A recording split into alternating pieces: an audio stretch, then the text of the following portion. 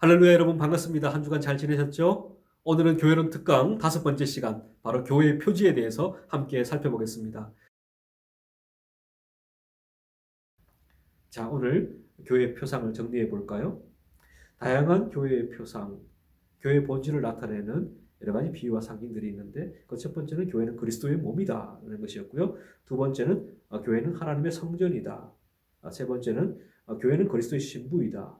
네 번째는 교회는 하나님의 가족이다. 교회는 하나님의 양떼다. 교회는 하나님의 군대다라고 살펴봤습니다.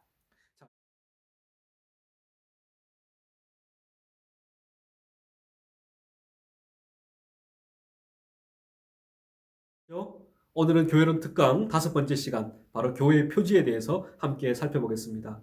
표지라는 단어를 여러분 들으면 낯선 단어일 겁니다. 이해가 잘 되지 않을 텐데, 한자말로 표할, 표자, 알지자, 표해서 알게 된다라는 말이죠. 이것을 국어 사전에서 살펴보게 되면 표시나 특징으로 다른 사물들을 구별해내는, 즉 표시 또는 특징이라고 말합니다. 여러분, 이 세상에는 참된 교회도 있지만 거짓 교회도 있어요.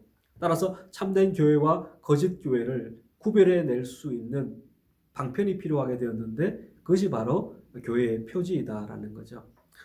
이런 우스갯이야기가 있습니다. 어떤 여성이 가방을 하나 샀는데 비 오는 날 그 가방을 가슴에 꼭 품고 뛰어간다면 그 가방은 명품일 가능성이 높다는 것이고요. 반대로 비 오는 날 그 가방을 머리에 이고 비를 맞으며 유유자적 콧노래를 부르며 걸어간다면 그 가방은 짝퉁일 가능성이 높다는 것입니다. 우스갯이야기지만 명품과 짝퉁, 그것이 상호 공존하고 있는데 그것을 구별해내기 위해서 이러한 방법도 있다라는 것이죠. 마찬가지로 이 세상에는 참된 교회도 있지만 거짓 교회도 있습니다. 그 참된 교회와 거짓 교회를 구분해내기 위해서는 이 교회의 표지가 필요하다라는 거죠. 이에 대해서 조직신학자인 루이스 볼컵은 이렇게 이야기를 했습니다. 교회가 분명히 하나로 있는 동안에는 표지의 필요성을 거의 느끼지 못하였다. 하나니까 교회 표지가 필요하지 않죠. 그러나 이단들이 일어나게 되자 참 교회를 인식할 수 있는 어떤 표지를 정할 필요가 있게 되었다. 이단을 통해서 말이죠. 이 필요성에 대한 의식은 벌써 초대교회에 있었고 중세기에는 적게 보여졌으나 종교개혁 시대에는 매우 강하게 나타났다. 왜냐하면 그때까지 하나로 있던 교회가 두 개의 큰 교파로 분열되었을 뿐만 아니라 신교 자체가 여러 정파로 분열되어 참교회와 거짓교회의 구별을 위한 표지가 필요하였기 때문이다. 라고 루이스 볼컵이 매우 명쾌하게 표지의 필요성에 대해서 말해 주었습니다. 그렇다면 참된 교회를 구별할 수 있는 표지는 무엇인가? 오늘 세 가지로 우리가 함께 살펴보려고 합니다. 첫 번째는 말씀의 참된 전파입니다. 참된 진리의 말씀을 선포하는 것은 교회를 교회되게 하는 가장 중요한 요소입니다. 그렇다면 참된 교회는 하나님께서 이미 여러 선지자들과 사도들을 통해 주신 말씀만을 전파해야만 하는 것입니다. 말씀 선포의 참된 기준은 바로 성경의 원리대로 선포하라입니다. 좀 더 구체적으로 네 가지를 살펴보겠는데요. 첫 번째는 성경 말씀을 최고의 권위로 여겨야 한다라는 것입니다. 그 성경 하나님의 말씀의 권위 위에 있는 것은 아무것도 없다라는 거죠. 심지어 교황의 말조차도 하나님의 말씀, 성경 말씀 아래에 있다라는 것입니다. 두 번째는 성경 전체를 균형 있게 전파해야 된다. 어느 한쪽에 치우치지 않고 성경 전체를 밸런스를 가지고 전파해야 된다라는 것이고요. 세 번째는 성경에 무엇을 더하거나 빼는 일, 가감해서는 안 된다라는 것이요. 네 번째는 사도신경에 고백된 내용을 그대로 믿고 전파해야만 한다. 이것이 바로 교회 표지 첫 번째 특징, 말씀의 참된 전파입니다. 두 번째 교회의 표지의 특징은 바로 성례의 정당한 시행입니다. 이 성례라는 것은 바로 성찬과 세례를 합쳐서 부르는 말이죠. 이 성례는 하나님의 말씀과는 결코 분리될 수 없는 것입니다. 성례를 시행할 때는 반드시 하나님의 말씀을 선포해야만 하는 것입니다. 왜냐하면 성례는 눈에 보이는 말씀을 유형적으로 전파하는 의식이기 때문에 그렇습니다. 이에 대해 어거스틴은 보이는 말씀이라고 했어요. 무엇이요? 성례는 보이는 말씀이다. 눈에 보이는 말씀. 이것이 바로 성례다라고 이야기를 했고요.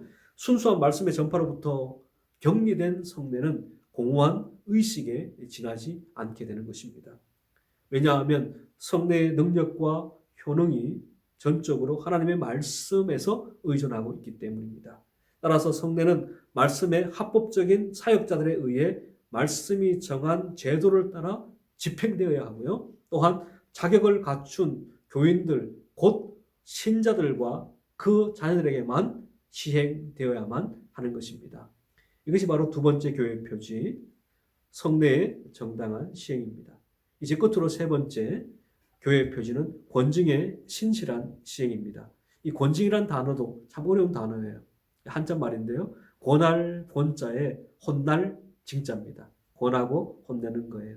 이 권징은 말씀의 진리를 준수하게 지키고 성례의 거룩성을 보존하기 위한 수단으로 필요한 것입니다. 교회 안에서의 권징 시행의 기준이 있어요. 첫 번째는 성경적 표준을 따라야 한다. 성경이 표준이에요. 두 번째는 회개를 목적으로 해야 된다. 심판이 목적이 아니에요. 징계가 목적이 아니에요. 회개가, 회복이 목적이다. 이것을 기억해야 되고요. 세 번째는 일정한 절차를 밟아야 한다. 이 절차조차도 성경에 기록된 절차가 있죠. 마태복음 18장 15절부터 17절이에요. 내 형제가 죄를 범하거든 공동체 안에 교회 안에 죄를 범한 형제가 있어요. 그걸 어떻게 권징하느냐? 먼저는 가서 너와 그 사람과만 상대하여 권고하라. 1대1로 만나서 권고하라는 겁니다. 만일 들으면 내가 내 형제를 얻을 것이요. 만일 듣지 않거든 한두 사람을 데리고 와서 두세 증인의 입으로 말마다 확증하게 하라. 1대1로 만났는데 듣지 않아요. 그러면 이제 두세 명의 증인을 데리고 와서 그 말을 확증하는 것입니다. 그리고 만일 그들의 말도 듣지 않거든 교회에 말하고 교회에 이러한 일이 있었습니다. 교회에 보고하는 거죠. 그리고 교회의 말도 듣지 않거든 교회가 이렇게 하라고 말했는데 그 죄를 범한 형제가 그 말을 지키지 않아요. 그러면 결국 어떻게 해야 되느냐? 이방인과 세리와 같이 여기라. 이 말은 교회라는 공동체 안에서 그를 어떻게 해요? 내보내는 거죠. 이것을 출교라고 이야기를 하죠. 칼빈은 하나님의 말씀이 순수하게 전파되고 성례가 그리스도께서 세우신 그대로 시행되는 곳에는 어디에나 의심할 바 없이 하나님의 교회가 존재한다라고 그가 기록한 기독교 강요 제4권 1장 9절에서 말하고 있습니다. 그러니까 칼빈은 이 교회의 표지를 두 가지로 봤어요. 하나는 하나님의 말씀의 참된 전파, 또 하나는 성례의 정당한 시행. 이 두 가지를 교회의 표지를 봤는데 그렇다고 해서 이 칼빈이 이 권징을 무시한 것이 아니라 칼빈은 이 말씀의 순결과 성화의 생활을 수호하기 위해서 권징이 필요하다라고 이야기를 했습니다. 여러분, 교회의 표지는 바로 이와 같이 세 가지예요. 그 첫 번째로는 말씀의 참된 전파이고요. 두 번째는 성례의 정당한 시행, 세 번째는 권징의 신실한 시행입니다.